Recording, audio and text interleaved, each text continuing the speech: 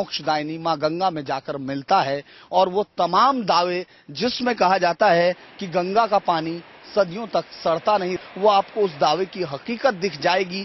जल बोर्ड का जो प्रदूषण विभाग है, जो हजारों करोड़ रुपया अब तक गंगा जमुना की सफाई पर फूंक चुका है, उस दावे की हकीकत आपको दिख जाएगी। और ये सिर्फ रैदास घाट है, ये बहुत दूर नहीं है, काशी में है, काशी का घाट है और ये पानी जो जाता हुआ दिख रहा है वहां दूर तक आपको दिख रहे हैं। जिन घाटों पर जाकर जिस पानी के जल से आप आचमन करते हैं, जिस पानी के जल को पवित्र मानकर पीते हैं और जिस पानी में जाकर आप, चाहे वो कोई भी मुख्यमंत्री हो, कोई भी राजनेता हो, जाकर नहाकर धर्म के प्रति अपनी आस्था और लोगों के साथ अपना विश्वास जताता है, उसकी हकीकत ये है कि वो इसको दूर करने के लिए, इस पोल्यूशन को दूर करने के लिए सिवाय नारों के और कुछ नहीं करता। बनारस के हालात आपने देख लिए, अब आपको एक बार फिर सियासी मोड़ पर लिए चलते हैं। माहौल राजनीति का है तो गली नुक्कड़ों पर सियासत की बिसात की चर्चा देखने को मिल ही जाती है और इसी सियासत का एक अहम पहलू है मुसलमान। बनारस को गंगा जमुनी संस्कृति का हिस्सा माना गया है। शहर में एक बड़ी आबादी मुसलमानों की है।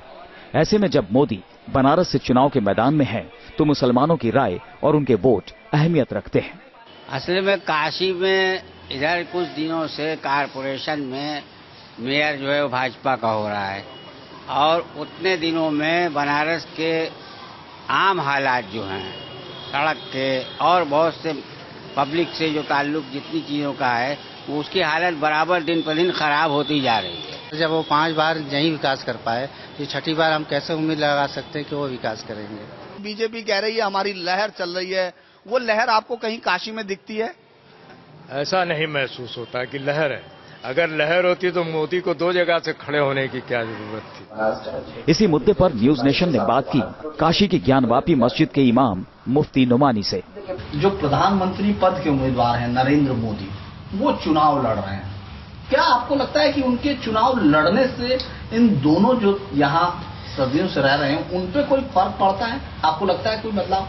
ये बात है तो एक तरीके से जो हवा खड़ा किया जा रहा है और एक मखसूस ताकतें मोदी जी के पीछे अपना काम कर रही हैं, तो हमें यहाँ के जो अमन पसंद कौम है, अमन पसंद लोग हैं, हमारे हिंदू भाइयों में भी मुस्लिम भाइयों में, हमें पूरा यकीन इस बात का है कि इन सूरत हाल को पैदा नहीं होने देंगे और जो रिवायत और जो दस्तूर और जो सूरत हाल कदीम ज़माने से यहाँ चली आ रही है उसको बरकरार रखेंगे। भले ही गुजरात का विकास का मॉडल हो या वो तमाम फायदे होंगे, आपको लगता है ऐसा? देखिए, यहाँ मोदी जी के ताल्लुक से जो बात ये कही जा रही है कि विकास और विकास उनकी चीज़ से जोड़ दी जा रही है और ये हवाला दिया जा रहा है कि गुजरात में उन्होंने काफ़ी विकास कराया, काफ़ी ये हुआ वो हुआ, बहुत सारी तरक्की वहाँ पे हुई। हम तो ना कभी गुजरात गए और ना कभी वहाँ के बहुत करीब रहकर जाना। अगर बिलफर्ज मान भी लिया जाए कि थोड़ा बहुत विकास वहाँ हो, तो एक तरफ यह है कि मुट्ठी भर लोग उसको जानते हैं और दूसरी तरफ मोदी जी के ताल्लुक से जो बात पूरी दुनिया के अंदर चर्चित है और पूरी दुनिया में उनका चेहरा जिस हिसाब से पहचाना जाता है, मुल्क का बच्चा बच्चा जिस हैसियत से उन्हें जानता है, जाहिर सी बात है कि उसके ऊपर ज्यादा यकीन यहाँ की लोग अवाम करेगी।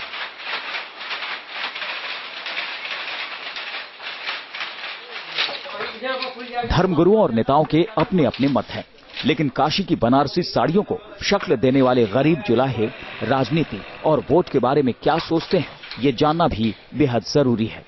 काशी की जब भी समस्याओं का नाम लिया जाता है तो सबसे बड़ी और सबसे अहम समस्या आती है बुनकरों की। ये पांडे हवेली है।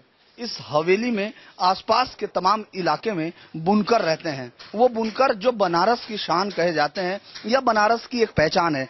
धार्मिक नगरी से अलग अगर बनारस में कुछ भी होता है तो वो बनारसी साड़ी या उस कढ़ाई और उस आर्ट के काम से जाना जाता है पूरी दुनिया में, जो इस हवेली के या इस बनारस के अलग अलग हिस्सों में किया जाता है। लेकिन आज ये पूरा का पूरा उद्योग किस हालत में है, इसको लेकर कई बार नहीं सैकड़ों बार हर राजनेता ने घड़ियाली आंसू बहाए होंगे, लेकिन इस काम धंधे से लगे हुए लोगों की हालत कैसी है वो आपको सिर्फ एक उदाहरण से साफ हो जाएगी।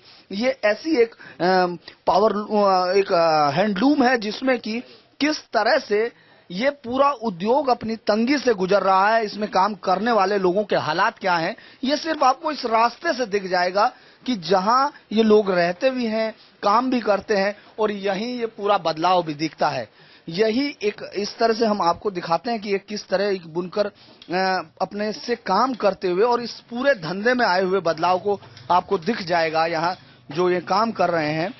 देखिए अभी तक तो कुछ ऐसा नहीं है कि मोदी आएंगे तो ये क्या कर देंगे। इसके पहले भी 5 साल पहले भी भाजपा की सरकार थी, यहाँ पे मुरली मनोहर जोशी यहाँ के सांसद थे, तो तब भी परेशानी थी, आज भी वही परेशानी है। उसके आने से क्या हम लोग समझे, इसके पहले ऐसा तो नहीं कि भाजपा के सांसद नहीं थे, तो उन्होंने क्या किया आप देख लीजिए, पूरा बनारस की पोजीशन क्या है, स्थिति क्या है। तो आपको क्या लगता है सरकार से बुनकरों को क्या चाहिए, क्या करे सरकार जिससे बुनकरों की हालत सुधरे? सरकार अब बुनकरों के लिए सबसे हर मोहल्ला वाइज पूछे कि क्या परेशानी है, लोग बताएं, उनकी परेशानी दूर होना चाहिए। प्रजा अपने दुखड़े रो रही है तो कभी काशी पर राज करने वाले शाही घराने के सदस्यों की भी बनारस की राजनीति को लेकर एक अलग सोच है। काशी में इस वक्त मोदी और उनके खिलाफ कौन, इसका सिर्फ यही चर्चा है।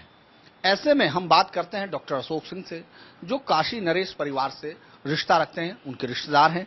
उनका इस बारे में, चाहे वो मोदी को लेकर नारे हो या इस काशी में मोदी का स्वागत कैसे होगा, इस सब पे बातचीत करने के लिए डॉक्टर साहब आपको क्या लगता है, मोदी का काशी आना, नरेंद्र मोदी का प्रधानमंत्री पद के उम्मीदवार के तौर पर यहां से क्या मोदी का स्वागत कैसे होगा, इस सब पे बातचीत करने के लिए डॉक्टर साहब आपको क्या लगता है, मोदी का काशी आना, नरेंद्र मोदी का प्रधानमंत्री पद के उम्मीदवार के तौर पर यहां से एक एमपी का चुनाव लड़ना, आपको लगता है काशी के लिए इसके क्या मायने? नहीं, काशी के सम्मान के खिलाफ है। मोदी जी गुजरात के रहने वाले हैं और जहां जिस धरती पे जो है, जहां से जनता से लगाव हो, जनता सोचे कि वो हमारा प्रतिनिधि कर रहा है, तो हमें मोदी जी से हमें कितना जुड़ सकते हैं।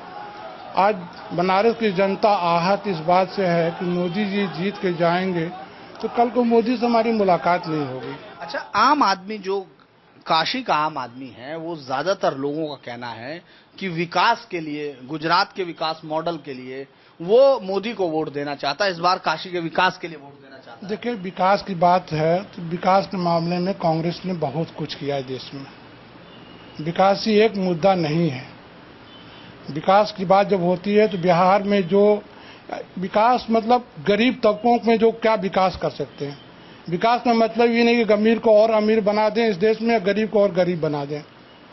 गुजरात में जो मॉडल है वो कुछ उद्योगपति, कुछ धंधे वालों को उन्होंने आगे बढ़ा दिया, गरीब जहां का तहां वहीं पड़ा रहा। तो आप देख रहे हैं डॉक्टर अशोक सिंह का कहना है कि विकास का जो मॉडल मोदी का मॉडल है वो काशी में नहीं चलेगा। इस बात का जवाब 12 मई को काशी की जनता को देना है कि क्या वो नरेंद्र मोदी को अपने लिए विकास का वाहक मानती है या फिर बाहरी मानकर उनको छोड़ देती है।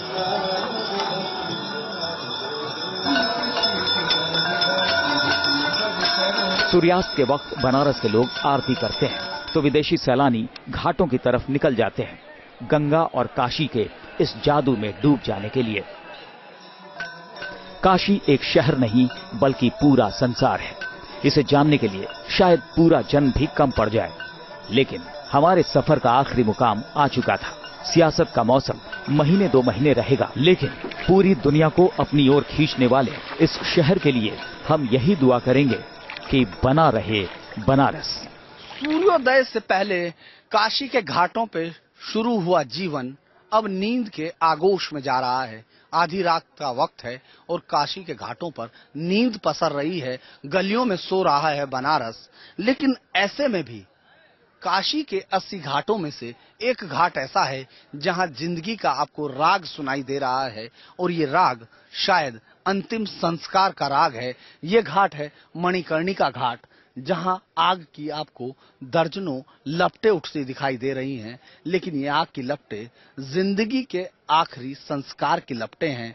हिंदू धर्मों में मणिकर्णिका घाट एक ऐसा घाट है जहां रात में भी शव का संस्कार किया जाता है। ऐसे में यदि कहें कि जिंदगी का आखिरी संस्कार किया जाता है और मोक्ष के लिए पौराणिक आख्यानों के मुताबिक हिंदू धर्म के लोग आखिर में यहीं आकर अपने जिंदगी के आखिरी संस्कार को कराना पसंद करते हैं और इस वक्त वही मणिकर्णिका घाट जागा हुआ है। हमने दिन भर काशी ने जो हमसे कहा, काशी ने जो हमसे सुना और काशी जो हमसे कहना चाहती थी वो हमने आपको सुनाया, लेकिन धार्मिक आस्थाओं के शहर को राजनीतिक अखाड़े में बनने के बाद शायद यहां बीजेपी के प्रधानमंत्री पद के उम्मीदवार नरेंद्र मोदी हो या अरविंद केजरीवाल या आने वाले दूसरी पार्टियों के नेता के लिए अगर काशी कुछ कहना चाहती है तो हमको नजीर के शब्दों में शायद कहना होगा कि ऐसा भी है बाजार बनारस की गली में, बिक जाए खरीदार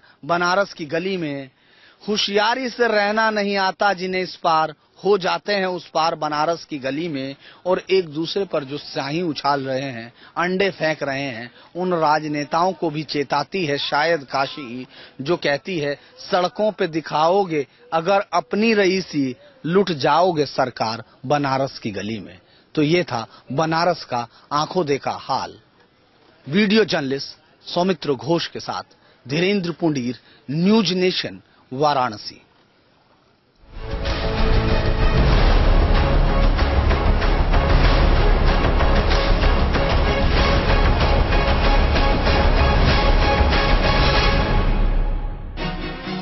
आपका वोट, आपकी सरकार, प्रेजेंटेड बाय एक्सपर्ट। बर्तनों को करे चुटकी में चकाचक।